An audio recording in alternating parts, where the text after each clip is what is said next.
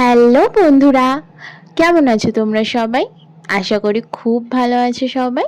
আমিও ভীষণ ভালো আছি। তো চলো আজকে একদম একটা হালকা পাতলা ঘরোয়া রান্না শেয়ার করব তোমাদের সঙ্গে। আমার মা বেশিরভাগ গরমের দুপুরে এই রান্নাটা করে থাকেন। যখনই কোনো রিচ খাবার দাবার হয় তারপরে এই রকম হালকা করে মাছের ঝোল করা হয়। খুবই দারুণ লাগে। একদম সামান্য কিছু উপকরণ দিয়ে খুব সহজেই তৈরি করে ফেলা যায়। তো চলো দেরি না করে শুরু করা যাক আজকে কাঁচকলা আলু দিয়ে কাতলা মাছের ঝোল। প্রথমে বেশ কয়েকটা বড় বড় সাইজের কাতলা মাছকে ভালো করে ধুয়ে পরিষ্কার করে তার মধ্যে নুন আর হলুদ মাখিয়ে রেখে দিতে হবে।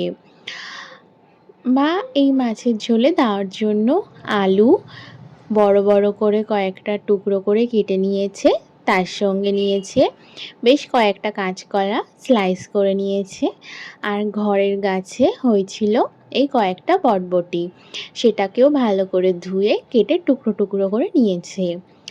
এবার কড়া বসিয়ে কড়ায় সামান্য পরিমাণে সর্ষের তেল দিয়ে মাছগুলোকে এপিট ওপিট করে ভালো করে লাল লাল করে ভেজে নিতে হবে।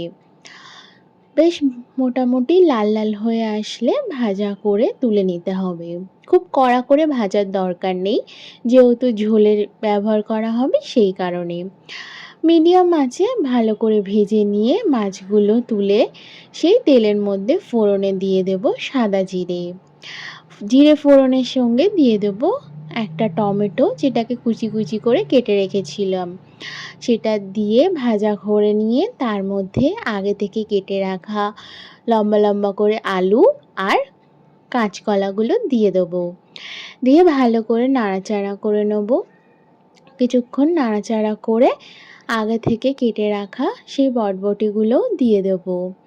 সমস্ত কিছু দিয়ে এবার ভালোভাবে নাড়াচাড়া করে নিতে হবে।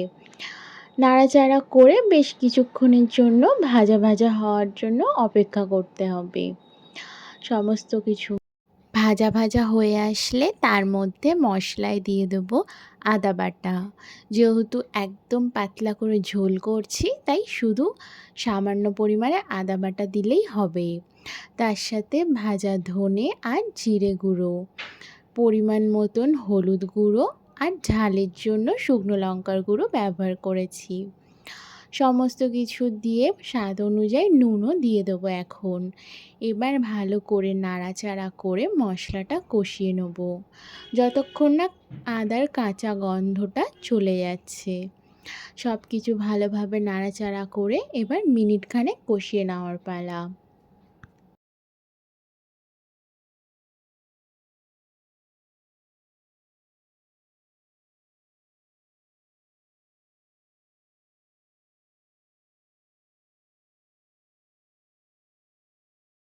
আমার মশলা কষানো হয়ে গেছে, এবার দিয়ে দেবো গরম জল। আগে থেকে একটা বাটিতে গরম জল করার জন্য রেখে দিয়েছিলাম। মশলা কষানো হয়ে গেলে তার মধ্যে ঝোলের পরিমাণ অনুযায়ী জল ঢেলে দেব। জলটা দিয়ে সমস্ত মশলা ভালোভাবে নেড়েচেড়ে মিশিয়ে দেবো। এবার মিনিট খানেক মতন ফুটতে দেবো।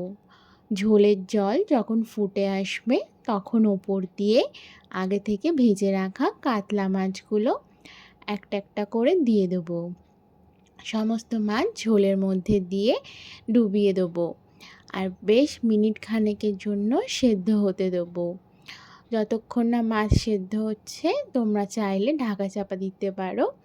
সমস্ত মাছ সেদ্ধ হয়ে আসলেই লাস্টে ওপর দিয়ে সামান্য পরিমাণে নুনটা চেখে তোমাদের যদি মনে হয় এই পর্যায়ে নুন দরকার, নুন দিয়ে নামিয়ে নিও। ব্যাস তৈরি হয়ে যাবে একদম হালকা পাতলা কাঁচকলা আলু দিয়ে কাতলা মাছের ঝোল। আমার রান্না ডান। আমি তো গরম গরম ভাতের সঙ্গে এই গরমের দুপুরে হালকা মাছের ঝোল আর সাথে পাতিলেবু বা গন্ধরাজ লেবু, তাহলে তো কোনো কথাই হয় না, পুরো খাবারটা জমেই যায়। কেমন হয়েছে তোমরা অবশ্যই কমেন্টে জানিও। আর ভিডিওটা ভালো লাগলে চ্যানেলটাকে সাবস্ক্রাইব আর লাইক করতে ভুলো না। টাটা।